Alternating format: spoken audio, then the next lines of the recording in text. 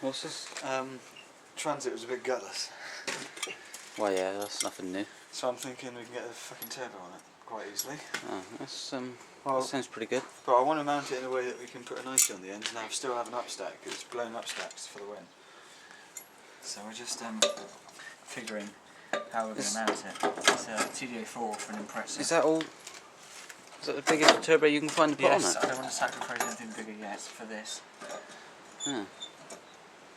I thought HX35 would be quite nice on it. Doesn't rev enough and never spool or anything. Yeah, it'd be worth putting on for a try. Right, slight modification to the flange. Slight modification to the turbo. And she'll bolt right on. Just need to spin the compressor rails around a bit. Right, the turbo is sort of mounted. Actually, it almost looks semi-professional. There has been a bit of an issue in that I did accidentally grind a stud off and it fell in the exhaust manifold. So I am now going to have to take the fucking manifold off to get the bloody nut out, otherwise that's going to go straight through the turbo. Spun the housing so it's blowing up here.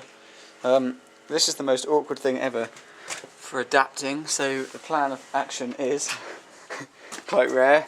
I'm going to cut a downpipe off a 306 DT standard turbo, which happens to have a nice flanged face on it, cover it in sealant, and bolt that down on top of there, and I'll weld a bit of exhaust or some sort of boosty pipe related something onto that, so I can silicone between there and the turbo, and that's that done. Oil return is fairly simple because I can just tee into the vacuum pump oil return with a long bit of pipe, which is a bit of a bodge. Only slight complication is the high pressure feed, but I'll weld up fittings if I have to and tube clip a hose on. Right, just making some fittings for the oil line on the Transit now. That one there is your stock fitting that comes off the high pressure feed to the vacuum pump. So we've drilled and tapped out this stud bit of metal here to take the 1/8 inch fitting on the other side of that adapter. So then I can tube down a hose onto there. I might put a beader welder on the end just to make sure it doesn't blow off.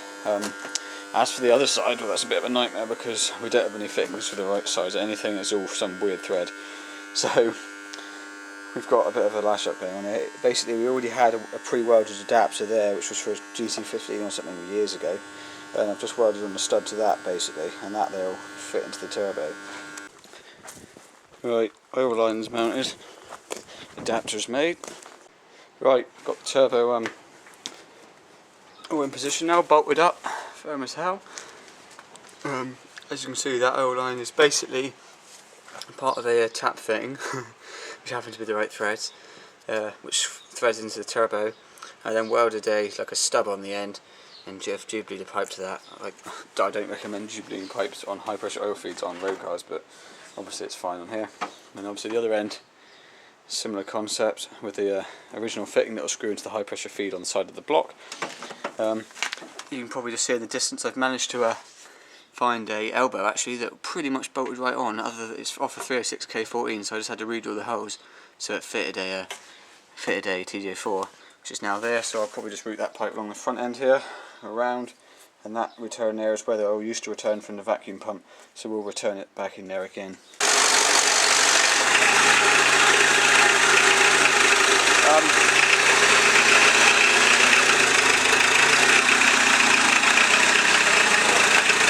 We're just going to motor it over now to make sure we get oil out that return to prove that that oil feed is working.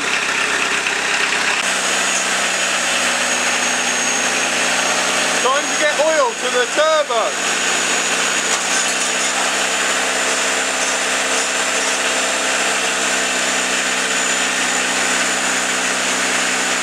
Got jump lead problems.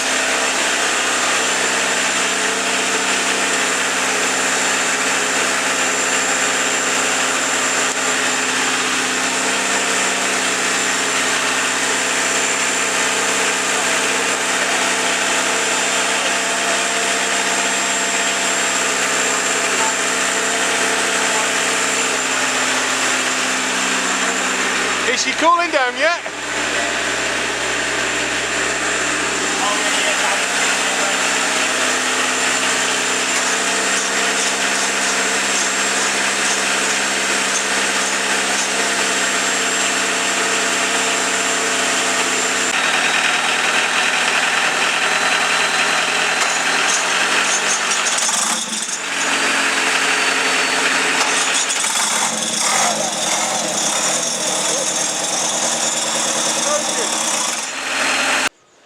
this is what's now known as the transit van turbo intake manifold adapter, which I've just made.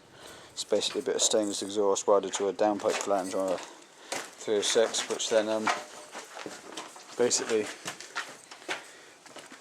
bolts over the manifold with a little seal thing in between, like that, and then gets mounted. Right, slow. We have those on a fucking transit van. Shit.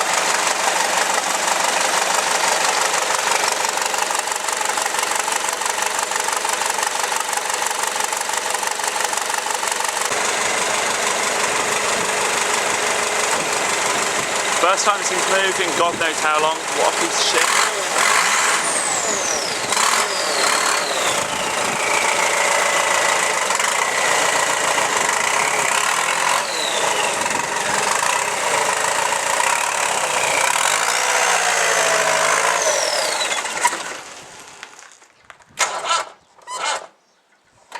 Cunt!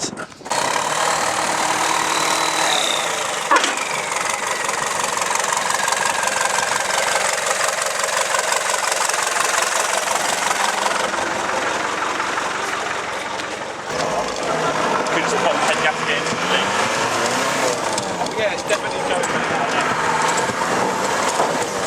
Jesus! This thing goes really well now!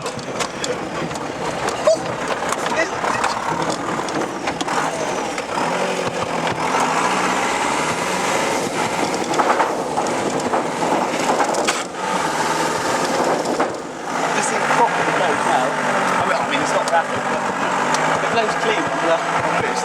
This is on solid oil as well.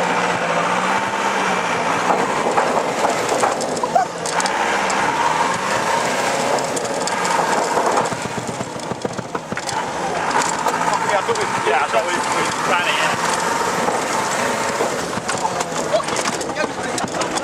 Oh yeah. It's a bit laggy. Off boost, off boost.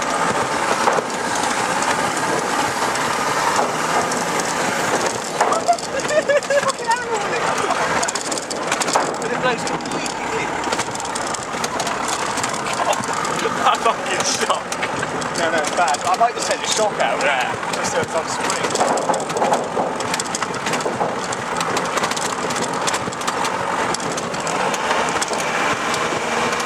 This is going to do like four gear drifting out here now.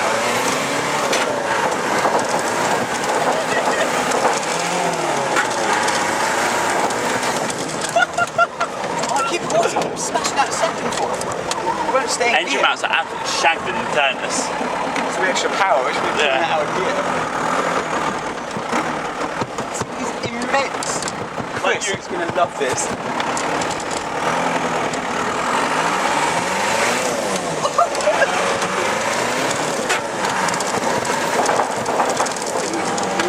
It will not stay in second at all now.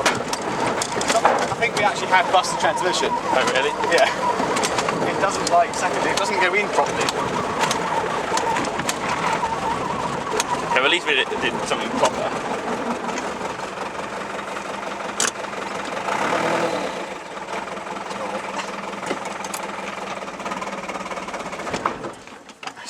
Right, she is complete.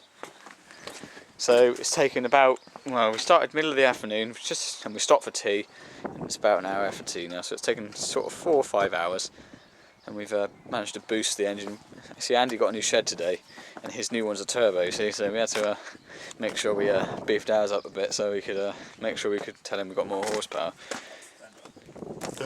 So yeah, for anyone that's interested, standard manifold with a as you can see, only 2 studs holding the turbo on, but who gives a shit. Bolted on there. We're going to make up a flange obviously for this, so that we've got like an up stack, which will look awesome like we used to have, but I haven't done that yet. So then there's a compressor side going through this absolute bodge of a boost pipe, but it's the only bits of pipe we've got that kind of reach that distance. Through the homemade manifold adapter, which is exhaust elbow off a 306 standard turbo cut in half with a bit of stainless exhaust welded onto it. There's an O-ring around there being used just like a seal, which seems to be working pretty well actually. We've got a bit of a boost leak here where I've forgotten to weld half of it. That's tightened down. And the oil side of it, we've taken the feed off the vacuum pump with that fitting thing I made earlier, up round the back end of the motor into that bodge there, and then the return is coming down through back down there. Not recommended to have a return of that sort of length, but obviously this sort of situation we're not too worried about it.